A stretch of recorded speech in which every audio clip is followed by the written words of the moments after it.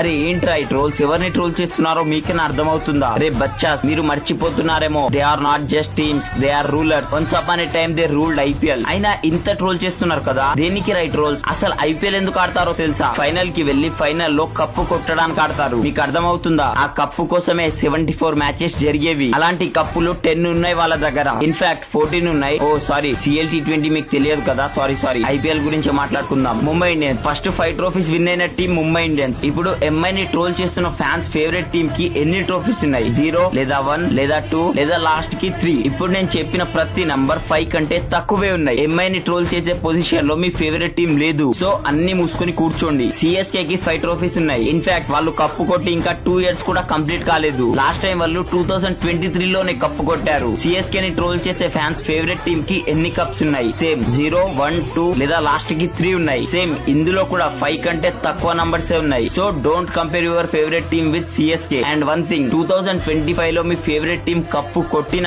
CSK and MI లెగసీని match చేయలేవు. CSK and MI కంటే ఎక్కువ ట్రోఫీస్ కొట్టి ట్రోల్ చేయండి. అప్పుడు మీరు చేసే ప్రతి ట్రోల్ ని ఒప్పుకుంటాం.